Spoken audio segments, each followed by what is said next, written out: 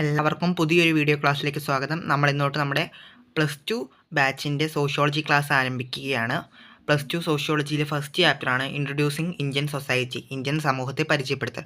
അപ്പം നമ്മൾ മലയാളത്തിലാണ് ക്ലാസ് എടുക്കുന്നത്. ഇതിന് ശേഷം നമുക്ക് ഇംഗ്ലീഷിലും മലയാളത്തിലും ഇമ്പോർട്ടൻ്റ് ആയിട്ട് ഈ പാഠത്തിൽ വരുന്ന ക്വസ്റ്റ്യൻസ് ഡിസ്കസ് ചെയ്യാം. അപ്പോൾ ഫസ്റ്റ് ചാപ്റ്റർ നമുക്ക് തുടങ്ങാം. അപ്പോൾ നമ്മൾ കഴിഞ്ഞ വർഷം തൊട്ടാണ് സോഷ്യോളജി പഠിച്ചത്. ഫസ്റ്റ് ഇയർ +1 തൊട്ടാണ് സോഷ്യോളജി പഠിച്ചത്. അതിന് മുമ്പ് വലിയ അറിവും കാര്യങ്ങളൊന്നും ഇല്ല സോഷ്യോളജിനെ പറ്റി. 10ാം ക്ലാസ്സിൽ സോഷ്യൽ സയൻസിൻ്റെ ഭാഗമായിട്ട് കുറച്ച് സോഷ്യോളജി പഠിച്ചു എന്ന് മാത്രം. അപ്പം സോഷ്യോളജി എന്ന് പറഞ്ഞാൽ നമുക്കറിയാം സൊസൈറ്റിയെക്കുറിച്ച്. Sociology studies about the society, അതായത് സമൂഹശാസ്ത്രം സമൂഹത്തെ പറ്റി പഠിക്കുന്നു എന്ന് നമുക്കറിയാം അല്ലേ. നമുക്ക് എല്ലാവർക്കും സമൂഹത്തെക്കുറിച്ച് അറിവുണ്ട്. സോഷ്യോളജി പഠിക്കാതെ തന്നെ നമുക്ക് സമൂഹത്തെ അറിവുണ്ട്. കാരണം നമ്മൾ സമൂഹവുമായിട്ട് അടുത്തിടപെടുന്ന അല്ലെങ്കിൽ സമൂഹത്തിൽ ഇറങ്ങിച്ചെല്ലുന്ന സമൂഹമായിട്ട് വളരെയധികം അടുത്തിടപഴകി ജീവിക്കുന്ന ആൾക്കാരാണ് അല്ലേ. വിദ്യാർത്ഥികൾ എന്ന നിലയിലാണെങ്കിലും എന്ന നിലയിലാണെങ്കിൽ പോലും നമുക്ക് സമൂഹമായിട്ട് നല്ലൊരു ബന്ധമുണ്ട്. അപ്പം സമൂഹത്തെക്കുറിച്ച് പഠിക്കുന്ന വിഷയമാണ് സമൂഹശാസ്ത്രം അഥവാ സോഷ്യോളജി എന്ന് പറയുന്നത്. സമൂഹത്തെക്കുറിച്ചുള്ള കാലേ കൂട്ടിയുള്ള അറിവ് അല്ലെങ്കിൽ പരിചയം സമൂഹശാസ്ത്ര പഠനത്തിന് ഒരേ സമയം കോട്ടവും നേട്ടവുമാണ്. അതായത് സമൂഹത്തെക്കുറിച്ചുള്ള മുന്നറിവ്, പ്രിയർ നോളജ് നമുക്ക് ഉണ്ട് അല്ലേ.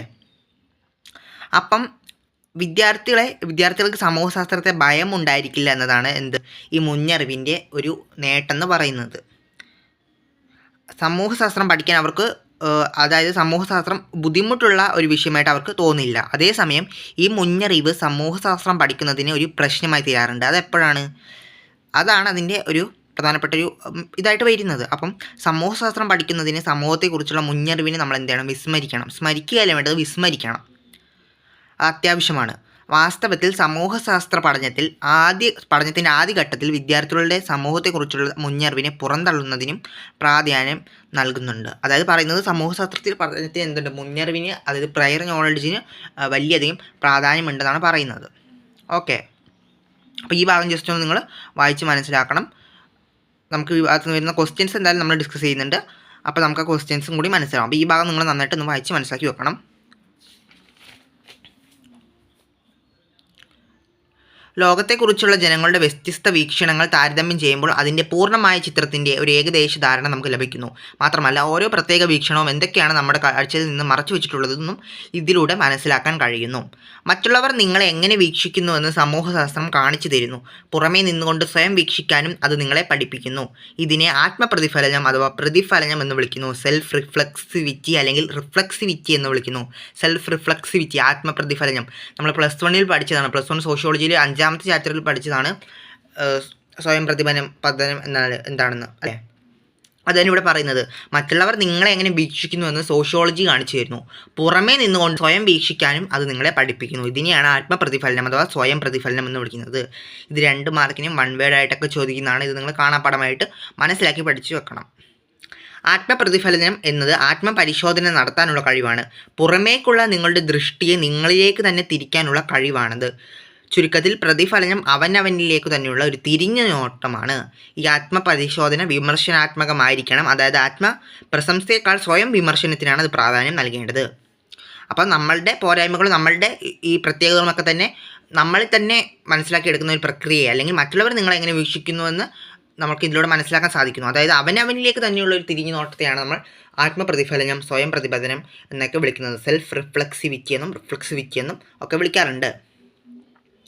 ഇന്ത്യൻ സമൂഹത്തിൻ്റെയും അതിൻ്റെ ഘടനയെ മനസ്സിലാക്കുമ്പോൾ നിങ്ങൾക്കൊരു സാമൂഹ്യ ഭൂപടം ലഭിക്കുന്നു. അതിൽ നിങ്ങളുടെ സ്ഥാനം നിങ്ങൾക്ക് തന്നെ നിർണ്ണയിക്കാൻ കഴിയുന്നു. സാമൂഹ്യ ഭൂപടം ഭൂമിശാസ്ത്രപരമായ ഭൂപടത്തെ പോലെ തന്നെ പ്രയോജനകരമാണ്.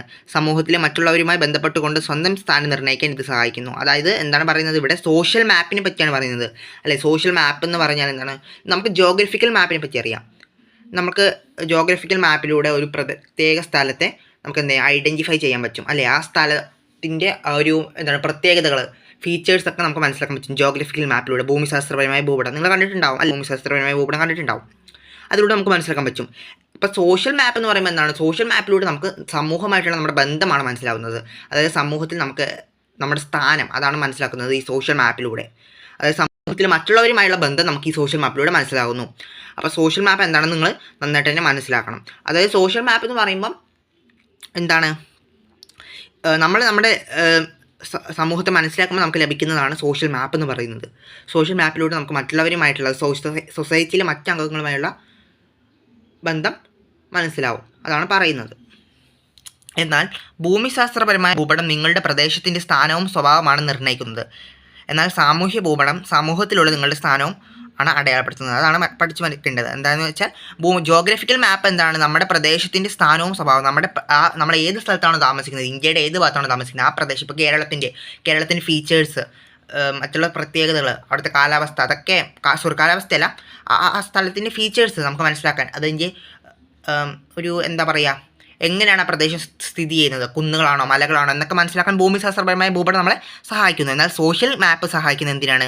സമൂഹത്തിലെ നമ്മുടെ സ്ഥാനം മനസ്സിലാക്കുന്നതിനും മറ്റുള്ളവരുമായിട്ട് നമ്മുടെ ബന്ധം മനസ്സിലാക്കുന്നതിന് വേണ്ടിയാണ് സോഷ്യൽ മാപ്പ് സഹായിക്കുന്നത്. അപ്പം ജോഗ്രഫിക്കൽ മാപ്പും സോഷ്യൽ മാപ്പും, അതായത് ഭൂമിശാസ്ത്ര ഭൂപടവും സാമൂഹ്യ ഭൂപടവും തമ്മിലുള്ള ബന്ധം നിങ്ങൾ മനസ്സിലാക്കണം. നിങ്ങളുടെ സാമൂഹ്യ ഗണം, ഭാഷ, വർഗം, മതം, ജാതി, ഗോത്രം തുടങ്ങിയ എല്ലാ സ്വത്വങ്ങളും ഐഡൻറ്റിറ്റീസ് അത് നമ്മളെ രേഖപ്പെടുത്തുന്നു.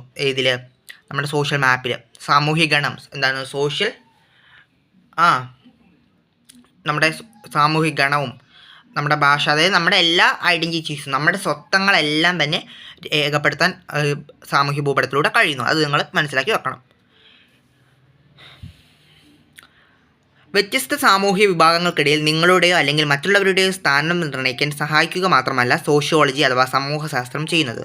സമൂഹശാസ്ത്രം നിർവഹിക്കുന്ന മറ്റൊരു പ്രധാന ധർമ്മം പ്രശസ്ത അമേരിക്കൻ സമൂഹശാസ്ത്രജ്ഞനായ സി റൈറ്റ് മിൽസ് അല്ലെങ്കിൽ CW മിൽസ് കാണിക്കുന്നുണ്ട്. ഇയാളെ നമുക്ക് മറക്കാൻ പറ്റില്ല അല്ലേ? +1 നമ്മൾ പഠിക്കുന്നുണ്ട്. സി റൈറ്റ് മിൽസിനെ പറ്റി ഫസ്റ്റ് ചാപ്റ്ററിൽ തന്നെ പഠിക്കുന്നുണ്ട്. അതേ കാര്യം തന്നെയാണ് ഇവിടെയും പഠിക്കുന്നത്. സമൂഹശാസ്ത്രം നിർവഹിക്കുന്ന മറ്റൊരു പ്രധാന ധർമ്മം ആണ് അദ്ദേഹം ചൂണ്ടിക്കാണിക്കുന്നത്. എന്താണ് അദ്ദേഹം പറഞ്ഞത്? സ്വകാര്യ ബുദ്ധിമുട്ടുകളും സാമൂഹ്യ പ്രശ്നങ്ങളും തമ്മിലുള്ള ബന്ധങ്ങൾ രേഖപ്പെടുത്തുന്നതിന് സമൂഹശാസ്ത്രം നിങ്ങളെ സഹായിക്കുമെന്ന് മിൽസ് എഴുതുന്നു. ഇത് 1 വേർഡ് ആയിട്ട് എപ്പോഴും ചോദിക്കുന്നതാണ് കേട്ടോ. സ്വകാര്യ പ്രശ്നങ്ങളെയും സാമൂഹ്യ പ്രശ്നങ്ങളെയും കുറിച്ച് പഠിച്ച സോഷ്യോളജിസ്റ്റ് ആരാണെന്ന് ചോദിക്കും.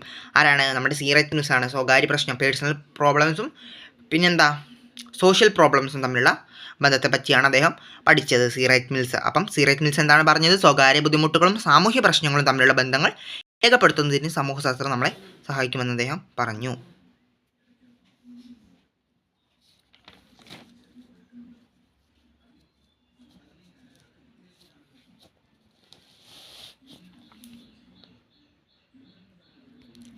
ഇനി നമുക്ക് പഠിക്കാനുള്ളത് വ്യക്തിപരമായ പ്രശ്നങ്ങളും കുറച്ച് സാമൂഹ്യ പ്രശ്നങ്ങളും. ടെക്സ്റ്റ് ബുക്കിൽ കുറച്ച് ഉദാഹരണ സഹിതം കൊടുത്തിട്ടുണ്ട് വ്യക്തിപരമായ പ്രശ്നങ്ങളും സാമൂഹ്യ പ്രശ്നങ്ങളും. അപ്പം അവ ഏതൊക്കെയാണ് നമ്മൾ പഠിക്കണം. എക്സാമിന് ഇത് കോളം തിരിച്ചും അങ്ങനെയൊക്കെ ചോദിക്കാറുണ്ട്. വ്യക്തിപരമായ പ്രശ്നം ഏതാണ്, സാമൂഹ്യ പ്രശ്നം ഏതാണെന്ന് തിരഞ്ഞെടുത്ത് എഴുതാനൊക്കെ ചോദിക്കും. അപ്പം വ്യക്തിപരമായ പ്രശ്നങ്ങൾ ഏതൊക്കെയാണെന്ന് നമുക്ക് ജസ്റ്റ് ഒന്ന് നോക്കാം.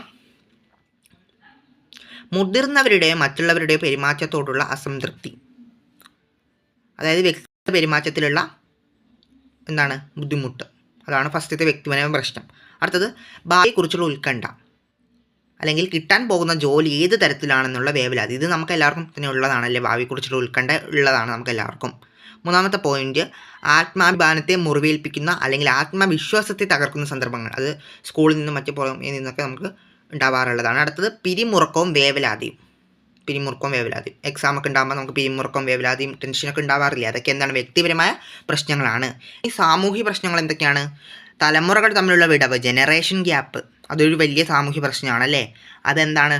യുവതലമുറയും പഴയ തലമുറയും, ഇപ്പം 2K കിഡ്സ് എന്നൊക്കെ പറയാറില്ലേ, അതൊക്കെ തമ്മിൽ എന്താണ്? അതൊരു വലിയ ഒരു പ്രശ്നമാകാറുണ്ട് അല്ലേ. അടുത്തത് തൊഴിലില്ലായ്മ, അൺഎംപ്ലോയ്മെൻറ്റ്. മൂന്നാമത്തെ പോയിന്റ് വർഗീയതയും ജാതീയതയും. നാലാമത്തെ പോയിന്റ് ലിംഗപരമായ അസമത്വങ്ങൾ. ഇത് ജസ്റ്റ് ഒന്ന് വായിച്ച് മനസ്സിലാക്കി തന്നെ നമുക്ക് ഇതാവും. അതുകൊണ്ടാണ് ഞാൻ കാര്യമായിട്ട് എടുത്ത് പറഞ്ഞ് സമയം കളയാത്തത്. വ്യക്തിപരമായ പ്രശ്നങ്ങളുടെ ഉദാഹരണം, സാമൂഹിക പ്രശ്നങ്ങൾ തമ്മിലുള്ള ഉദാഹരണം നിങ്ങൾ പഠിക്കണം. അപ്പം ഈ പാഠത്തിൽ നിന്ന് നമുക്ക് ഇത്രേ പഠിക്കാനുള്ളൂ.